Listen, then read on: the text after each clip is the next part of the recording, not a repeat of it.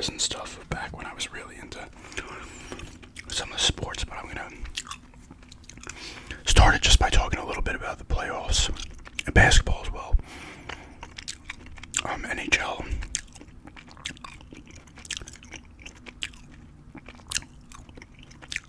There is one game so far in round 2. The Rangers beat the Hurricanes 4-3. In game 1, I'm filming this Monday night. It's gonna be going up Tuesday. I do have my endoscopy tomorrow, so. But that's it. I should be out of there by like 10:30.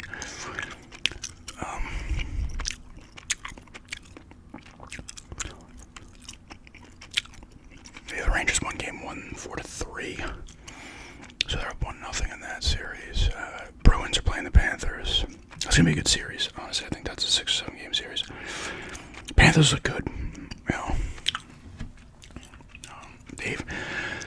I don't know if they're gonna get back to the finals or not, but I mean they improved during the regular season and then beat the Lightning in 5. I thought the Lightning actually could take that series in like 7, but I think the Panthers have improved in that regard. Those are the 2 series in the East. The West, you have Dallas beat Vegas in 7. I think they won 2-1 in game 7. They will be playing Colorado. I think that's going to be a pretty high-powered series too, similar to the Jets Avalanche series. Of course, I'm probably going to be wrong, but and then you got Edmonton and Vancouver, so you have the 2 remaining, and it's only going to be 1 after this round, but one of the Canadian teams is guaranteed to make it to the conference finals in the West. It'd be kind of cool to see a Canadian team win the cup again. I mean, the last time was 92-93, right? The Canadians. I think Edmonton. I think that's gonna be. I think all 4 series are gonna be at least 6 or 7 games. I don't know. Like I said, I'll be wrong. I think a lot of the teams are pretty evenly matched. So I definitely see some tight series going on there.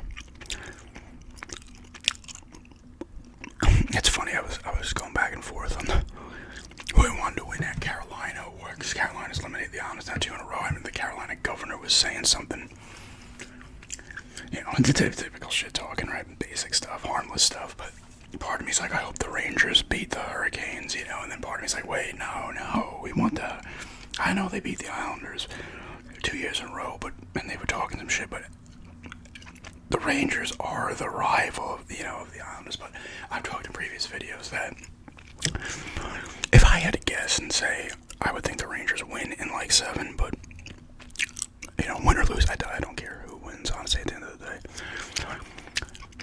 If the Rangers happen to win the cup, by the time they win it, I'll be in North Carolina, so I won't be surrounded. Not that I know I have friends that are Ranger fans, but I'm not like surrounded by Ranger fans on the regular, so. And it's not like they're just gonna run up to you in the street and just be like, are you an Islander fan? And start talking shit. When they won in 93-94, I would have been 15 by the time they won. And it was even back then, nobody was talking shit. Like, I'm sure people were talking shit, but it wasn't like, it was in your face. But it's just a thing, but it's more of a fan versus fan thing. I have nothing against, like, any of the Ranger players. So it'd be more like, oh, we can't have them win, they're gonna fucking talk shit.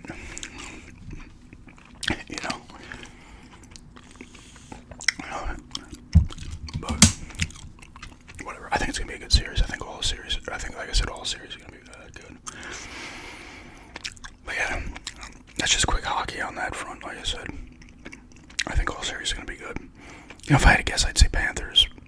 Again, redo my failure of picks already and continue to fail. So you should want your team. You want me to say your team's gonna lose because I'll probably win. Although I did 2 hockey ones. I think in basketball I threw it out. I got all of them right. I got all my picks right for the first round. I'll get into basketball in a second. I would say Panthers, Rangers, and probably Avalanche and Oilers to advance. But these series can go anyway. Honestly, I think a lot of these teams are evenly matched. So, yeah, basketball. Only the Timberwolves I talked about are one. Like I said, I don't know what's happening tonight, so things could obviously tomorrow when this video goes up, you're gonna have some different changes in the series. I don't know who's playing tonight in hockey or basketball, but T-Wolves are up. Excuse me, 1-0 on Denver. No one else has played yet, so you have Denver and Minnesota. You have Dallas and the Thunder. Once again, I think the series out west are going to be really good. I really think they're going to be tight series. T-Wolves did steal one on the road in Denver, so that's going to go at least 6, I think. And in the East, you have the Knicks versus the Pacers, right? And the Cavs and the Celtics. Celtics look great. Obviously, they played a Heat team minus Jimmy Butler, but they still did what they needed to do. They blew them up. They lost in one game and then kind of just steamrolled them. I think they still would have won if Butler was there. I know Butler has success against the Celtics, but since he's been on the Heat and maybe even when he was on the Bulls, I don't know. But I think they still would have won that series. Ultimately, I think they beat the Cavs in like 6, maybe 5. Knicks Pacers, classic. This is a classic, like for when, and I'll get into it in a little bit. Like a nice rivalry they had back in the 90s. So they're battling back. Obviously, none of the players are the same, but it's kind of cool to see that. But it's going to be a good series. I think the Knicks maybe take it in 7. I think I might have said that originally. I think I had the Celtics playing the Knicks in the conference finals as well. I had the Thunder playing Denver in the conference finals.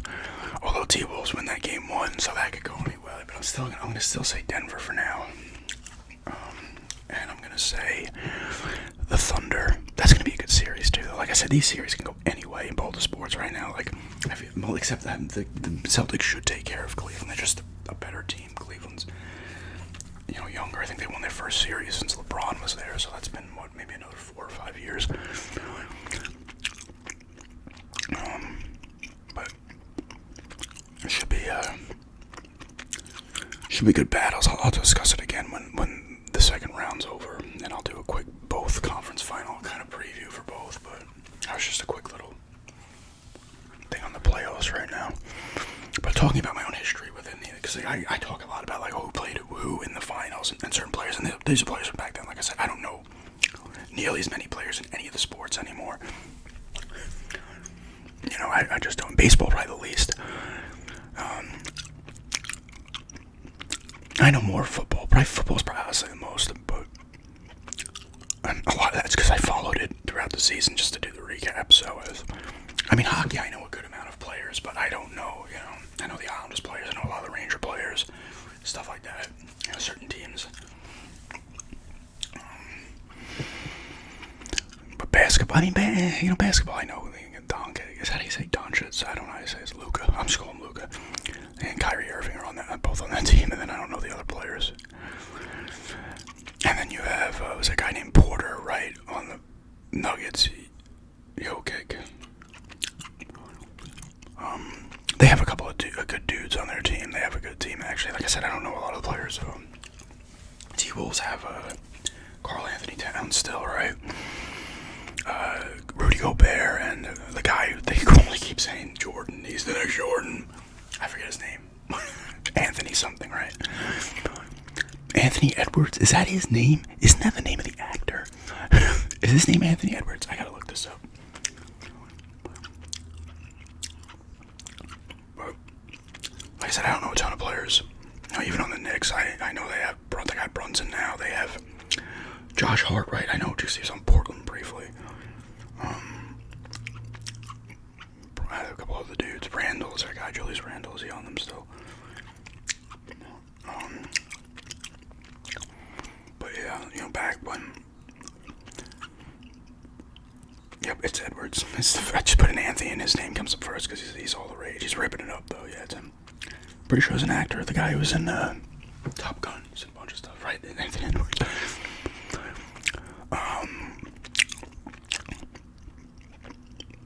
But yeah, I remember back, I started watching basketball in the early 90s. 91, 92 was really, it was the 91, 92 season. I became a Portland fan. I remember I was choosing, I talked about this before, between San Antonio and Portland. I ultimately went Portland. I was like, shit, I could have seen 5 titles. Instead, I immediately saw Portland lose to the Bulls. And I didn't hate Jordan or the Bulls, and then they like beat him, and I was like, I fucking hate him. My friend was a Bulls fan. But I continued to like Portland. I was into Portland for a long time. Like, it was really football and basketball were my two. And then I kind of lost interest in basketball. Honestly, it was probably maybe, I still was into him with Lillard and McCollum, but I wasn't following as much. Even when they had Roy and LaMarcus Aldridge, I was following, but I wasn't heavily invested in their playoff losses. And I think they lost to Phoenix with Aldridge and Roy, and Phoenix and Houston, I believe they lost 2 twice. Both 2 times in a row, or back-to-back. I think around like 04, 05, I started. It was really after, I don't know what season it was. Maybe it was 3-4 or 2-3, 4-5, in that range. Portland. Actually, maybe it was even the year that Dallas went to the finals against the Heat the first time. It was Portland played Dallas in the first round, and Dallas was up 3-0, and Portland actually forced a Game 7 and lost. But that's the last time I was kind of heavily invested. They had the 2 conference finals in a row back in, I think it was 98, 99, 99, 2000. They had lost to San Antonio and then the Lakers. And that Game 7 where they blew like a 15-point lead in the fourth quarter. And then it was a bunch of first rounds, and then Lillard came along, and then they actually popped the second round here and there, and they made the conference finals where they lost to Golden State. It was funny because I was looking on Basketball Reference, and I was looking at the old, those Portland Golden State series, especially, I think they played like 3 times. They lost them every time, but I think it was the series they played in the conference finals, or they played in the second round. Portland would be winning at the half in like every game by like double digits, and they'd end up losing by like 15. I looked at almost every third quarter, they would get destroyed. They'd be outscored by like 25 points.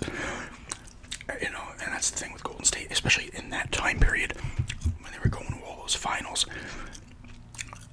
They'd be down 20, and then all of a sudden they hit 8 threes in a row. Like, no joke. Like Klay Thompson and Curry are just boom, boom, boom, boom, and you're like, okay. Portland, a little bit similar to the Islanders and the Hurricanes. Portland was like a poor man's Golden State. They could shoot. They had Lillard and McCollum, but they could not shoot nearly on the level of Golden State. But the funny thing is, then Golden State started to like not do as well, and then Portland kind of sucked. And obviously Lillard's gone, but anyway,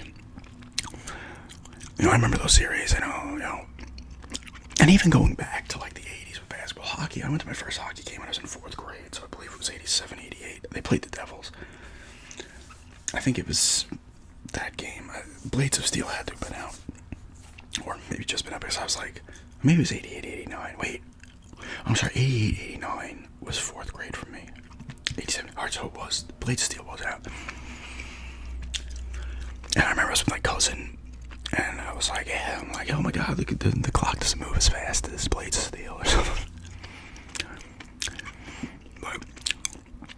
But I wasn't heavily into hockey until like the early 90s, and then I liked it, but I was younger, and I wasn't like, I need to follow it. With every sport, I was into the sports, but I wasn't like, you weren't to that mental fucking lose your shit, if your team loses type crap, right?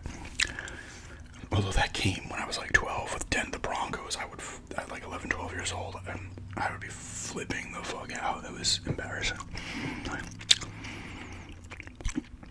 But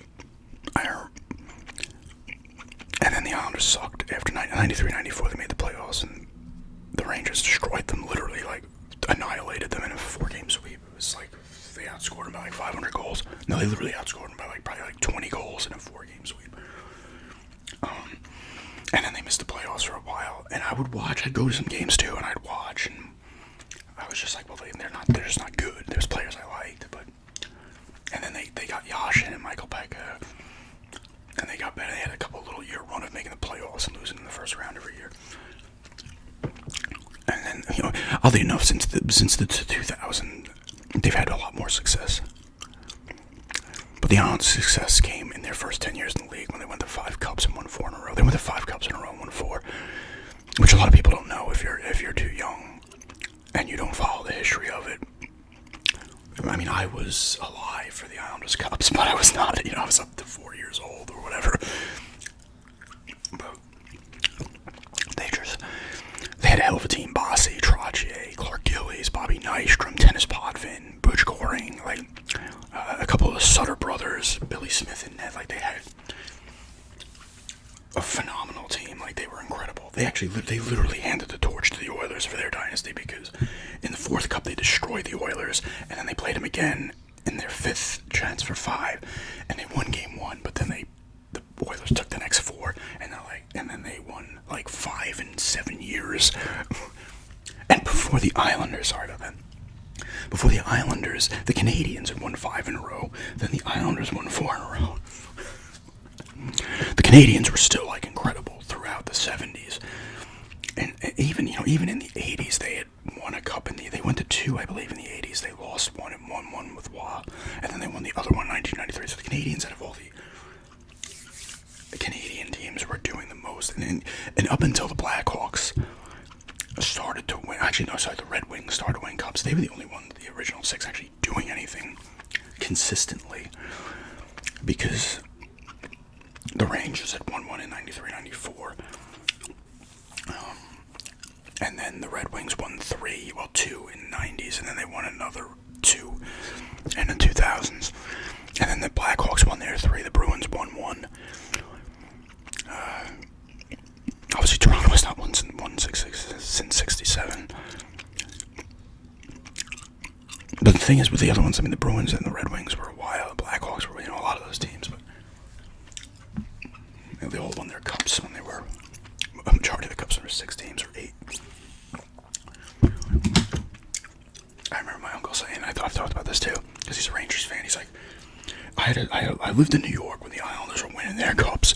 I had to deal with that, and then he moved to Jersey, and he's like, I moved to Jersey, and then the Devils start winning their cups.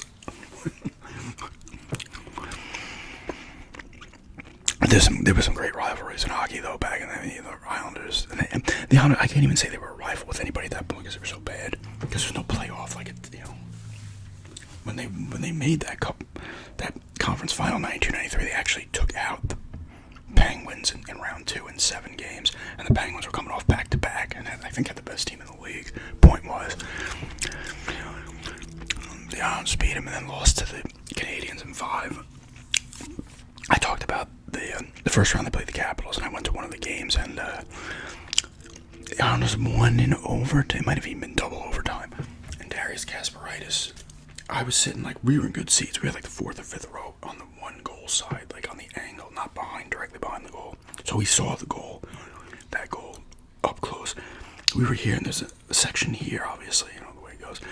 Kasparaitis takes a stick like a javelin and throws it into the crowd. Everybody in this area is watching. It hits this woman right in the face, right in the eye. Boom. She's like, oh my God, my brother was with him. My brother and his friend, half-brother. A lot of people don't know that about me. I am an only child with my mom, but I have half-siblings. And he's like, catch the fucking stick. She's holding her face like this for a few seconds. She moves her head. Her hand is just it was oh my God. That was brutal. If I saw a hockey stick coming at me, I would have at least been like, oh my God. It happened so fast, though. You know what? You're also not thinking a hockey stick's going to come flying into the crowd. I remember that. It's why is he whipping his stick? It's not like he gently tossed it up to the people in the front row. He was just I would assume that woman was compensated in some way, because that's not something that naturally would happen in a hockey game. Pucks come flying, you're looking for a puck. But a stick to come that far up, because we were in the 4th row, he probably got that stick up to maybe the 8th or 9th row. Maybe a little higher, I don't know. Like I said, then the Islanders made it the next year, but they were not that good in the Rangers, it was the definition of steamrolling it. They destroyed them. If you're not a fan, you just had to be like, yep, you destroyed us, that's it.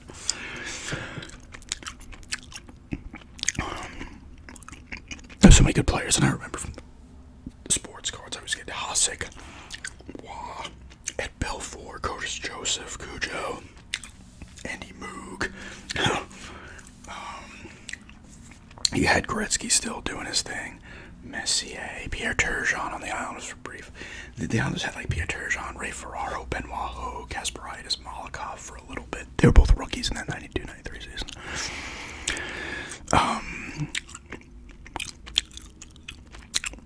Who else did they have?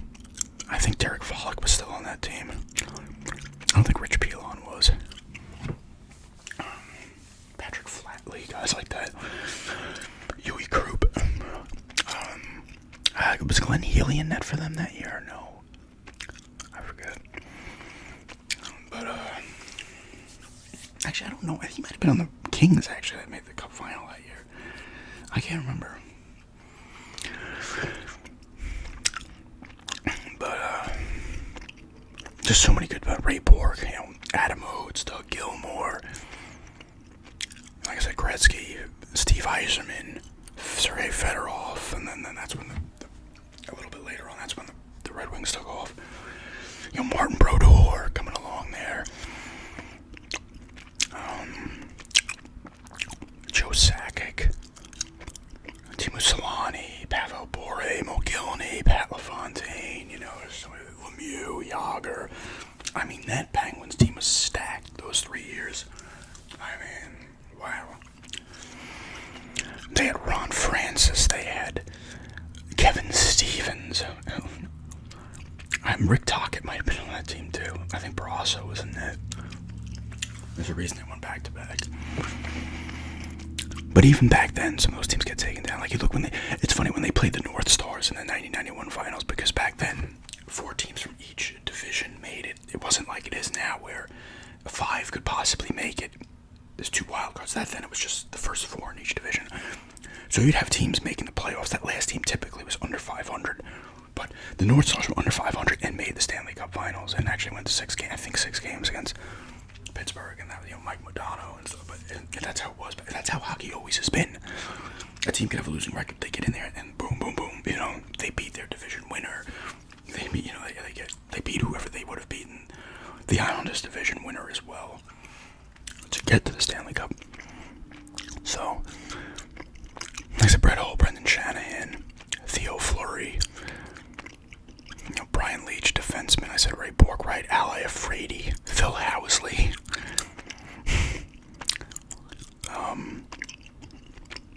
Paul Coffey. He was around I think he was on most of or at least 3 of the cups for the Oilers. He actually might have been on the Penguins too during that run. Brian Crotchier was on both of those Penguins teams, I think. He has got 6 cups. At that point, it was later in his career. But I used to remember all the teams that played in the finals. Well, let's see, if I start with 79-80, Islanders played the Flyers, the first one. It was weird how the divisions were set up then, too. The Islanders were playing the Flyers in the finals. They played the Oilers the last one. I don't know. They played Minnesota, one of them, I think, and the Canucks they played. But I don't know if it was 2, like how it flopped back and forth. Then the Islanders played the Oilers again when they lost to them. That would have been 84, 85. 85, 86.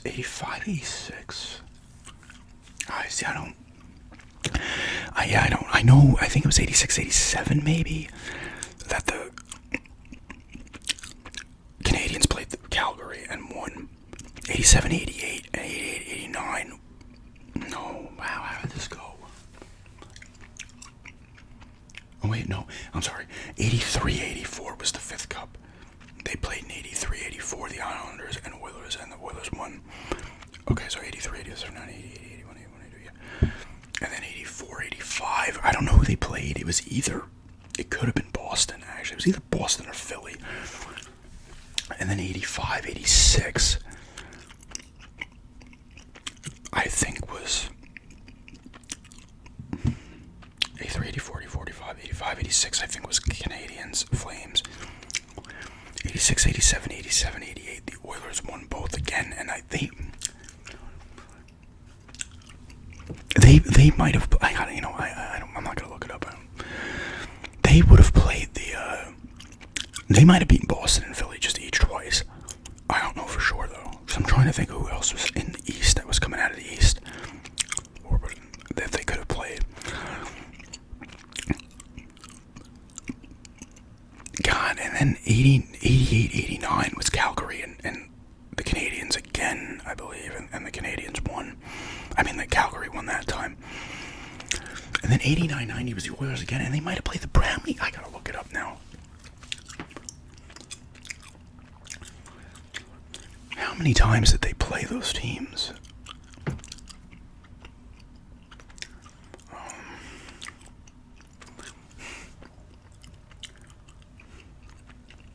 I feel like they didn't play, like they were literally playing the Flyers or the Bruins, the Oilers were.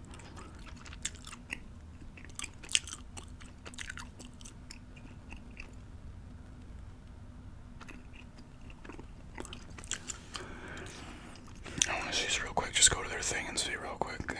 Come on, putt-putt phone, putt-putt phone. 5 cups. Alright, let's go with this when they were dominating. Alright, so they beat the Islanders, I know for a fact. So who was it? Let's see if it's just the Flyers and the Bruins. They beat the Flyers for their second cup. Okay, let's go to the next season. 85, 86, I said Canadiens and Flames. It was the Canadiens. And they beat the Flames in 5. So 86, 87, was it Oilers Bruins or was it Oilers Flyers again? It was Oilers Flyers again. This time it went to 7. 87, 88, it was Oilers Bruins. They sweep them. And then 88, 89 is Calgary and the Flames again. 89, 90 literally might have been Oilers and Bruins again. Yep. So they beat the Bruins twice. I was right. They beat the Bruins twice, the Flyers twice, and the Islanders once. So, and then 90-91 was Pittsburgh, Minnesota. Then it was Pittsburgh Blackhawks. Then it was Canadiens Kings, Rangers, and Canucks. That was a hell of a series. Then it was Devils, Red Wings, Panthers, Avalanche, Red Wings. Did they play the Capitals the first time? I think so. And then it was Red Wings Flyers. Yes, it was Red Wings Flyers. And then 98-99 was Dallas and Buffalo. 99-2000 Dallas Devils. And then 1-2. Oh, no, wait. 99-2000 was Devils Dallas. Then it was Devils Colorado in 2001. Then 1-2 wasn't the Red Wings and the Hurricanes? See, this is where I lose it a little bit too. 2001, 2002, who was it? Like 3-4 was Lightning's Flames, then there was nothing in 4-5, no season. 5-6 was Oilers Hurricanes. Was 6-7. Who beat the Senators in 6-0? Anaheim was over the Senators in 6-7. And then 7-8, 8-9 were Red Wings Penguins. They each won one. The Red Wings won the first one. Then 9-10 was the Blackhawks Flyers. 10-11 Bruins Canucks. 11-12 was Kings Devils, right? And then 12-13 was Blackhawks. See, did they play the Sharks in 12-13 or the Lightning? I think it was, no, wait. No, I'm sorry, they never played the Sharks. The Sharks played the Penguins. 12-13 was the Blackhawks and the Bruins, I believe. 13-14 was Rangers Kings. Right? 15-16 was Blackhawks Lightning, and then 16-17, 17-18 was it Penguin Sharks and Penguin Predators. Right, 17-18, then 18-19 would have been the Capitals Vegas. No. Something's wrong here. 15-16, 14-15 was, so was it 15-16, 16-17? I don't know why I'm doing this now. Was Penguins Lightning, and then Penguins Predators. 17-18 was Capitals Golden Knights. It was 18-19 was the Blue Blues and the Bruins again, right? And then 1920 was it Stars, Lightning, then Lightning, Canadians, and so on. And Avalanche, Lightning. But yeah, hockey was fun in the 90s, even though the honors sucked. And it was still fun even throughout the 2000s. I'm still into it now. Basketball had the same thing, those rivalries in the 90s when I was watching. And then if you go back to the 80s, which I wasn't into, but you look back on them, because I'm always like looking at all the series from all the years. I go into basketball, hockey, football, baseball reference. I love seeing who won, how many games it were, how the series went and stuff. Oh, this team was up 3-1 and they lost it, I love that. I love the tournament style brackets and stuff.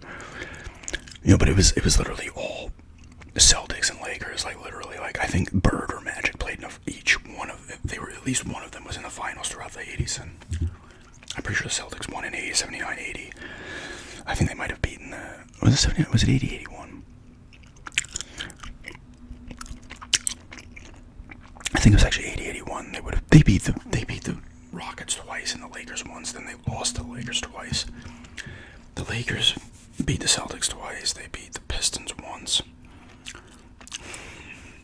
I want to say they beat the 76ers once. Who else did they beat? Because Magic has 5 rings. Those Lakers teams, I don't know. They lost to the Bulls as well. They lost to the Bulls. They lost to the Celtics. I want to say they lost to the 76ers. Because he was 5-4. Magic went to 9 finals. He was 5-4. And then you get to the Bulls run. It was Bulls Lakers, Bulls Blazers, Bulls Suns, and then Jordan disappears. Put on your conspiracy hats for why. Knicks Rockets, and then Rockets Magic. The Knicks had the New York had the Rangers and the Knicks both in the finals. The Rangers won it. Both the series went to 7. But you had rivalries. Bulls, Knicks were a rivalry. A lot of them were in the East too. Pacers, Knicks, Pacers, Bulls, Bulls, Heat, Knicks, Heat. It was like the Knicks, Bulls, Heat, and Pacers. Like those 4 teams were swapping out rivalries. The Bulls and the Cavs had a little bit one. You go a little further back. The Bulls and the Pistons had a nice rivalry as well. Because the Pistons went back to back. They beat Portland. They beat the Lakers, then they beat Portland. They went to 3 in a row. They lost to the Lakers and beat them, then beat Portland. Portland had a nice little run. They went to finals, conference finals. They lost both, but it's always the West didn't. I mean, I'm trying to think of who was rivals in the West. I'm thinking the Portland back in the early 90s. Maybe Utah, but they came more of a rival with Utah in the later 90s. I wouldn't call it Lakers and Portland had a rivalry, but it was one-sided. The Lakers won every fucking series. The Spurs and Lakers, I think, had a little bit of a rivalry there. This is going, a little into the 2000s now, or late 90s to 2000s.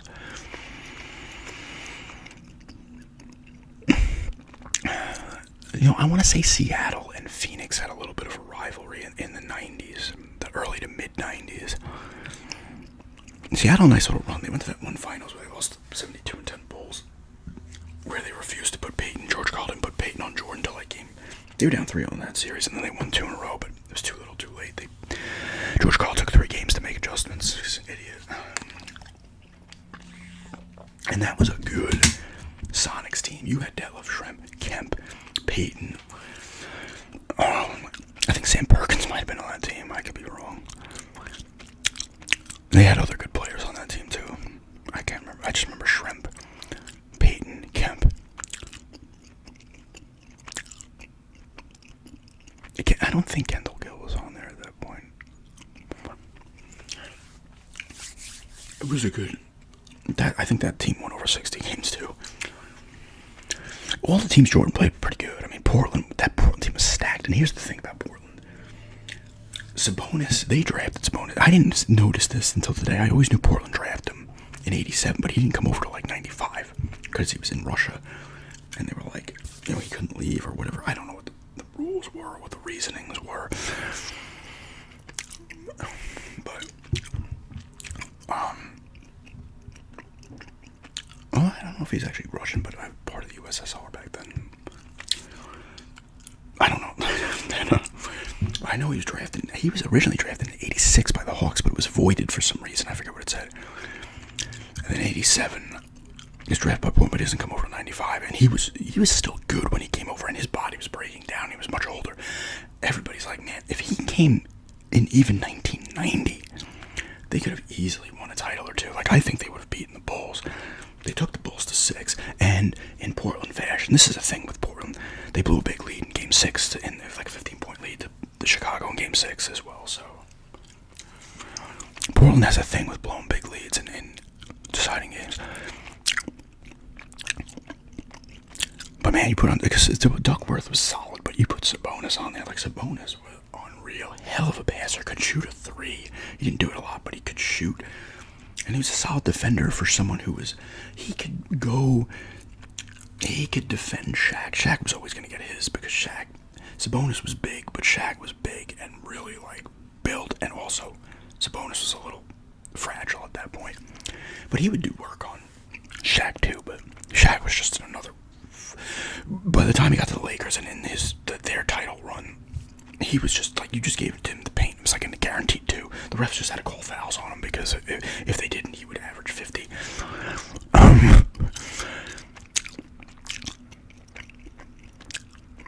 That would have been nuts, though, man. I remember that. I remember some of those Portland teams, Rod Strickland. But as I was saying, Jordan played some good teams. Portland had Drexler, Porter, Jerome Kersey, Buck Williams, Duckworth, Cliff Robinson on the bench. The first title one they went to against the Pistons, they had Drazen Petrovic. They actually drafted both of them, him and Sabonis, in the same year. Petro came over, though, early. He wasn't on Portland that long, though. They got, I guess, traded to the Nets.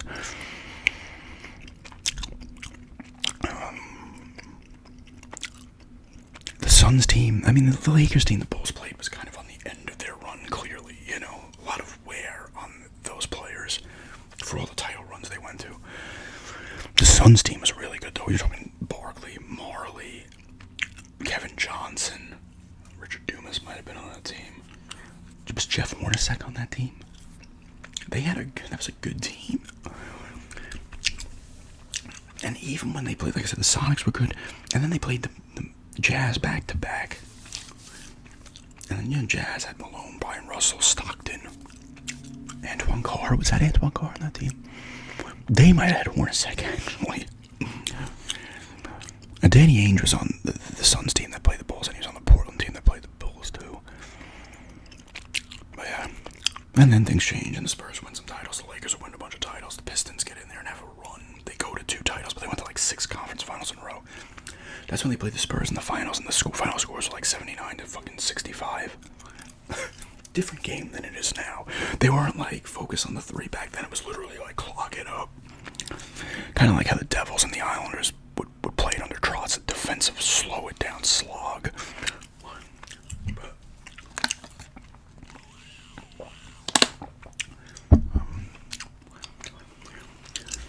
this is mostly focusing on basketball and football. I mean, basketball and hockey, my God. Maybe I'll do another one where I go baseball. But my experience, I used to go to games back then, hockey games. I went to a couple. I don't think I ever went to any Knicks games. I might have. But I remember I went to a Knicks-Portland game in '95. It was like a couple weeks after Drexler had gotten traded, so I didn't get to see Drexler play when they traded him to the Rockets. And I saw the Nets play 2 other teams. I can't remember who it was, though. It was back when they were at the Meadowlands in Jersey. I saw plenty of Islander games over the years. I got to see the Broncos play the Buffalo Bills on Monday Night Football in 1995. My mom tried to get Jets Bills tickets, but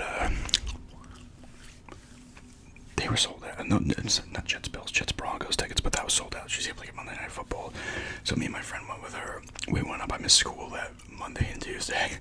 We went up on the weekend, hung out, did some stuff up in Buffalo. I think we went to Niagara Falls too at the time. And we came back. The Denver did lose that game. They were losing, and then they came back, and they were driving towards the end zone we were in. And LA threw an incomplete on like 4th and goal or 4th and wherever they were, maybe the 15. That was cool though. And I saw plenty of Yankee games too.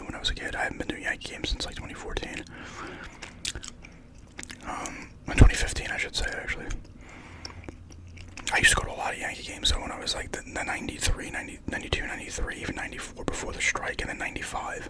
I went to a lot of Yankee games back then. But yeah, I always love the history of the players. That's why I'll even go back further. Like I love going on Baseball Reference and like seeing what the pitchers were doing in like the early 1900s. Obviously, they weren't throwing 100 miles an hour back then, but these guys were pitching like 300 innings.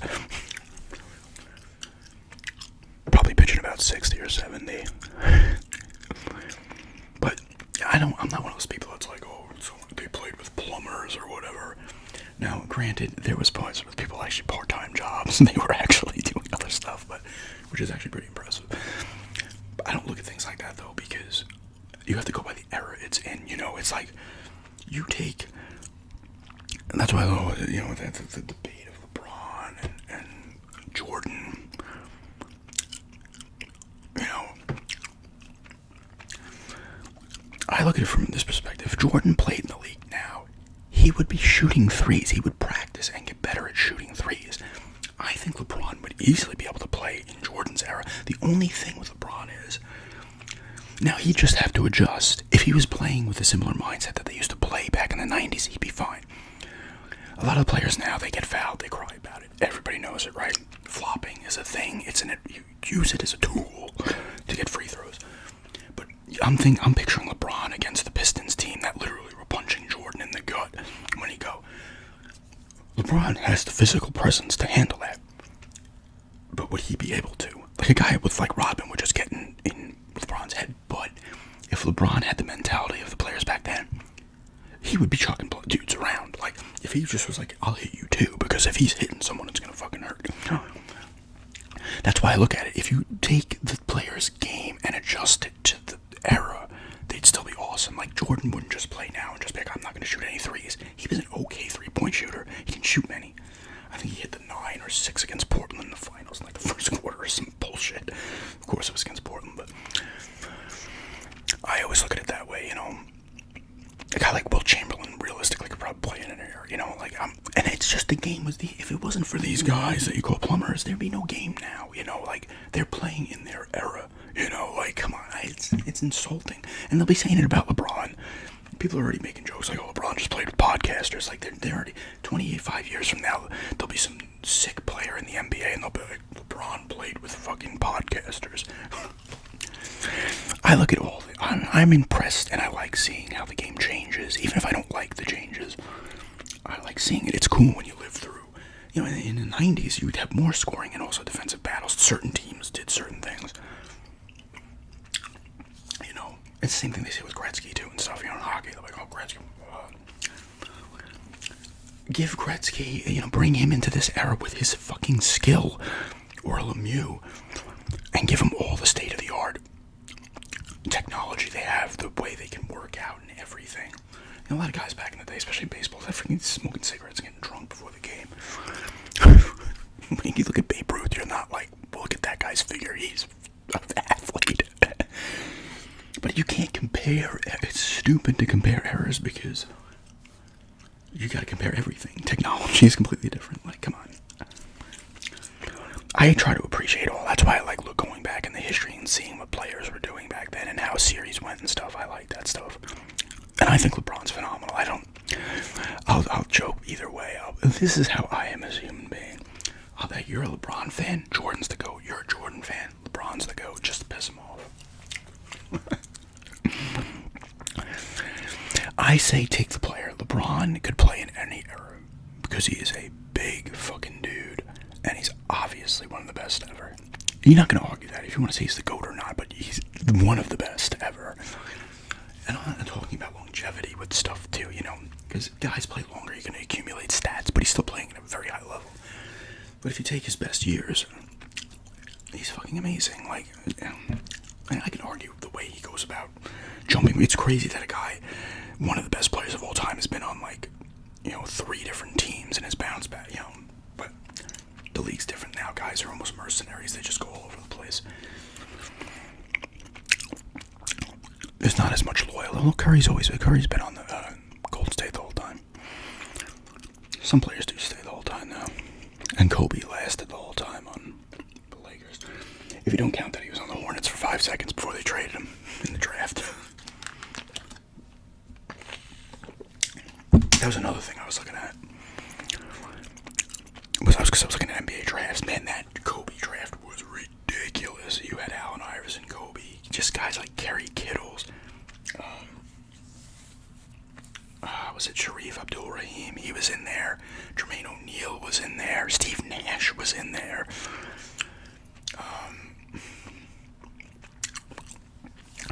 There were some other good ones too that I'm forgetting.